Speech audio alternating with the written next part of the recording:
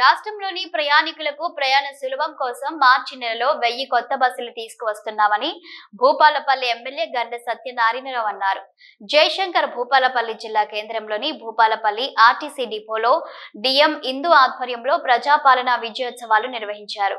ఈ కార్యక్రమానికి భూపాలపల్లి ఎమ్మెల్యే గండ్ర సత్యనారాయణరావు ముఖ్య అతిథిగా హాజరై మాట్లాడుతూ కాంగ్రెస్ ప్రభుత్వం అధికారంలోకి వచ్చిన మొదటి రోజే మహాలక్ష్మి పథకాన్ని ప్రవేశపెట్టి ఆర్టీసీ సంస్థను లాభాల్లోకి తీసుకువచ్చామన్నారు.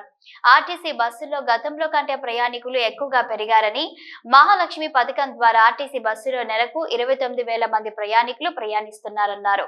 అదేవిధంగా కొత్తగా వచ్చే 1000 బస్సుల్లో భూపాలపల్లి డిపో కూడా కొన్ని కొత్త బస్సులు తీసుకువచ్చి బెంగళూరు, హైదరాబాద్, తిరుపతి వంటి దూర ప్రాంతాలకు బస్సులో నడిపిస్తామని తెలిపారు. ఈ కార్యక్రమంలో కౌన్సిలర్లు శ్రీనివాస్, అనిల్, కాంగ్రెస్ పార్టీ నాయకులు రాజేందర్, శ్రీనివాస్, మాలతి, యూత్ కాంగ్రెస్ నాయకులు పలువురు పాల్గొన్నారు.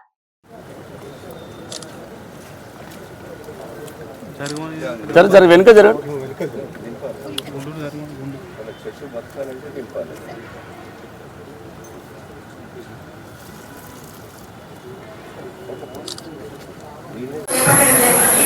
ఇందులో భాగంగా అన్ని బస్ స్టేషన్ల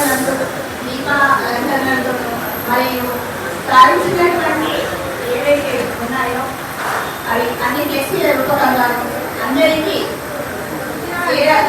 చేరువయ్యే విధంగా, అందరికీ తెలిసే విధంగా బ్యానర్ల రూపకంగా మనం ఏర్పాటు చేయడం జరిగింది.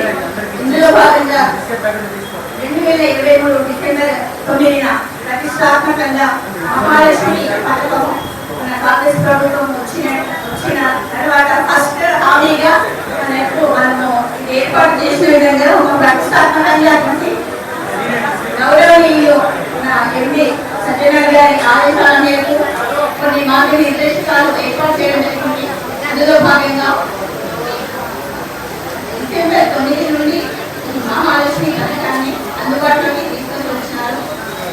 అందులో భాగంగా కొన్ని మార్గనిర్దేశకాలు ఆధార్ కార్డు, డ్రైవింగ్ లైసెన్స్ మరియు ఓటర్ కార్డు, ఏదైనా ఒక ఐడెంటిటీ కార్డుతో బస్సులో 10,000 మరియు ఎక్కువ బస్సులో ఉచితంగా ఎక్కడి నుండి ఎక్కడికైనా రాష్ట్రంలో ఎక్కడి నుండి ఎక్కడైనా ప్రయాణం చేయడానికి పథకాన్ని సూచించారు.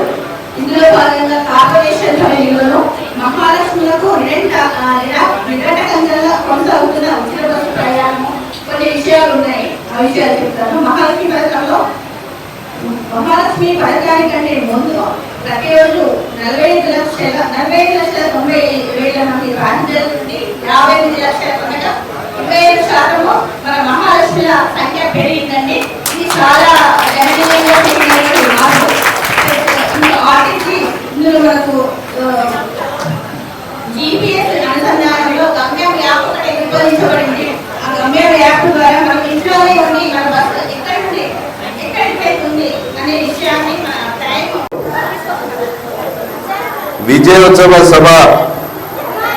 విజయోత్సవాల సందర్భంగా ఈరోజు ఆర్టీసీని ఈ కార్యక్రమం నిర్వహించడం జరిగింది. కార్యక్రమంలో పాల్గొన్నటువంటి డిఎం గారు, అదేవిధంగా కౌన్సిలర్స్, మాజీ ప్రజాప్రతినిధులు, స్టూడెంట్స్, అదేవిధంగా ఆర్టీసీ ఉద్యోగ సంఘ నాయకులు, పత్రికా మీడియా సోదరులందరికీ కూడా పేరు పేరున హృదయపూర్వక నమస్కారాలు. సోదరులారా, డిసెంబర్ 7వ తారీఖు రోజున మేము ప్రమాణ స్వీకారం చేసిన రోజున ఉచిత బస్సు ప్రయాణము కల్పించినటువంటి ఏకైక ప్రభుత్వం భారతదేశంలో తెలంగాణ రాష్ట్ర ప్రభుత్వం, కాంగ్రెస్ ప్రభుత్వం, రేవంత్ రెడ్డి గారి నాయకత్వంలో ఈరోజు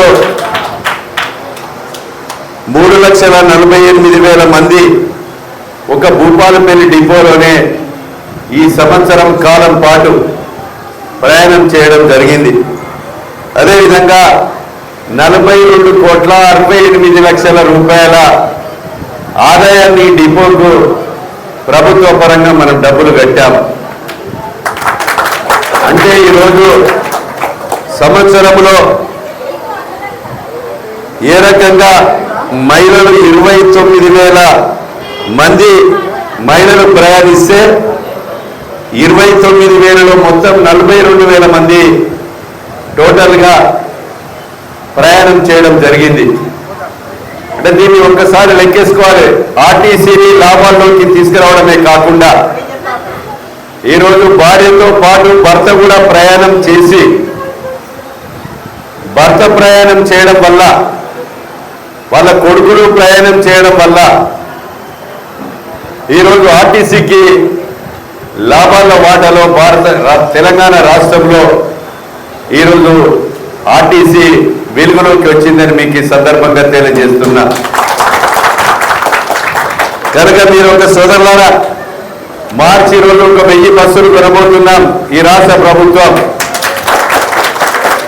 మరి ఇంకా బస్సులను పెంచడం, అదేవిధంగా నడిచేటువంటి ట్రిప్పులలో ఎక్కువ ట్రిప్పులను చేయడం, గ్రామీణ ప్రాంతాల్లో కూడా మాకు పొద్దున సాయంత్రమే కాదు మధ్యాహ్నం కూడా రావాలి అని చెప్పి డిమాండ్ కూడా గ్రామాలలో పెరిగింది. ఈ డిమాండ్కు అనుకూలంగా కొత్త బస్సులు ఇచ్చి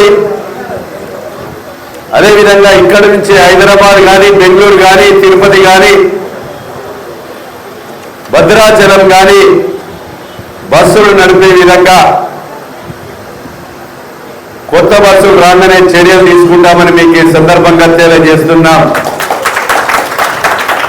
ఆర్టీసీని లాభాల వాటలోకి తీసుకురావడమే కాకుండా ఈరోజు మా ఆడబిడ్డలందరికీ ఉచిత బస్సు ప్రయాణంతో పాటు 200 యూనిట్ల కరెంటును కూడా ఫ్రీగా అందించాం. అదేవిధంగా 500 వంట గ్యాస్ సిలిండర్ను అందిస్తున్నాం. 10 లక్షల ఆరోగ్యశ్రీని కూడా అందిస్తున్నాం. ఇంకా మహిళా సోదరిమణులు పేదలుంటే 4.5 లక్షల ఇళ్లను రేపు 6వ తారీఖు నుంచి పేదలందరికీ ఇందిరమ్మ ఇల్లు నియోజకవర్గానికి 3,500 చొప్పున అర్హులైన వారందరికీ కూడా ఇల్లు కట్టించబోతున్నాం. అదేవిధంగా రైతు సోదరులు కూడా భారతదేశ చరిత్రలో